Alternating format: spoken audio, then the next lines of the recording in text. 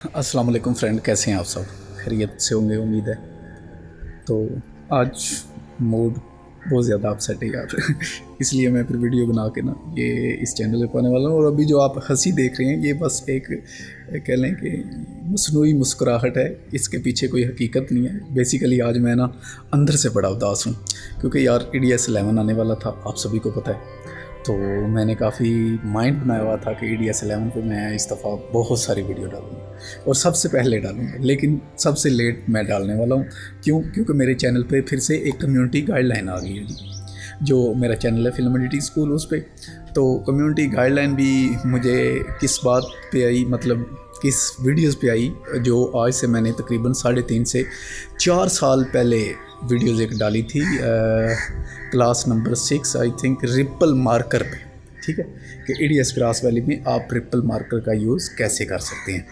तो दूसरी चीज़ और कम्युनिटी गाइडलाइन किस चीज़ की आई है जी? कम्युनिटी गाइडलाइन आई है क्रिमिनल एक्टिविटीज़ की, कि मैंने उस वीडियो में क्रिमिनल एक्टिविटीज़ की हैं अब कहाँ पे जाके मैंने उसमें क्रिमिनल एक्टिविटीज़ की हैं ये तो मुझे नहीं पता, लेकिन खैर कानून यूट्यूब का दिन ब दिन चेंज होता रहता है, तो ये तो कुछ भी नहीं कह सकता कि हो सकता है उनके अब लॉ में इस वक्त कितनी चेंजिंग आ गई हैं। आज से 3-4 साल पहले की बात करें और अब की बात करें तो बहुत सारी तब्दीली है जो वो आ चुकी है, लेकिन फिर भी उस वीडियोज़ में मेरे ख्याल में ऐसी कोई क्रिमिनल एक्टिविटीज़ नहीं है जो कि मैंने की हूँ। बहरहाल खैर यूट्यूब का भी एल्गोरिदम है जो वो किसी बंदे को, मुझे तो लगता है वो पहचान ही लेता है, तो उसने मुझे पहचान ही लिया है कि इस बंदे को ना हर दूसरे या तीसरे महीने बाद एक स्ट्राइक देनी बनती है।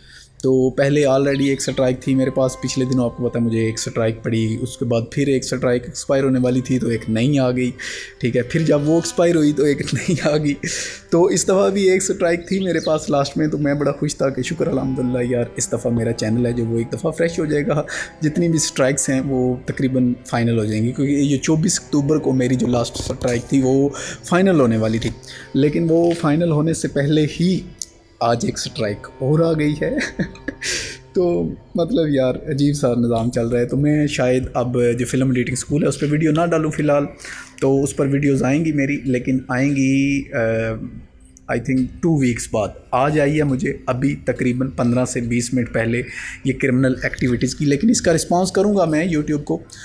शायद हो सकता है कोई बात बन जाए मेरी, तो वो मुझे माफ़ी वगैरह भी मिल ही सकती है, लेकिन हैज़ ए चांस, क्योंकि मैं अपील करने की एक चांस होते हैं आपके पास, तो मैं अपील करूंगा और उनको बताऊंगा भी, पूछूंगा भी कि इस वीडियोस में कहाँ पर क्रिमिनल एक्टिविटीज़ की गई हैं।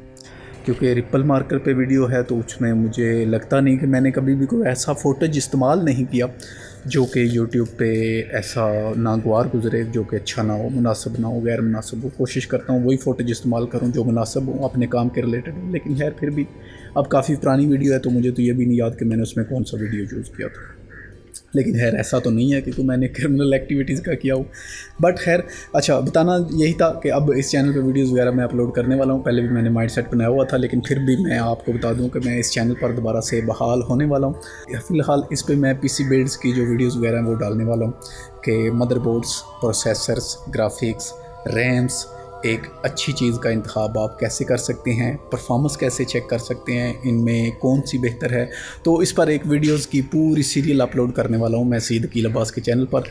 तो दुआओं में याद रखिएगा यार। और जो वीडियोस हैं वो फिर आपको मिलेंगी तकरीबन मेरे ख्याल से 22 या 23 को, आई थिंक 23 या 24 अक्टूबर के नज़दीक जाके मेरी जो कम्युनिटी गाइडलाइन है वो ख़त्म होगी, क्योंकि 2 वीक्स, आज 8 अक्टूबर है तो 2 वीक्स का हिसाब लगा लें, 15 और 7 22, हाँ तकरीबन 22 या 23 को मेरी फ्री हो जाएंगी।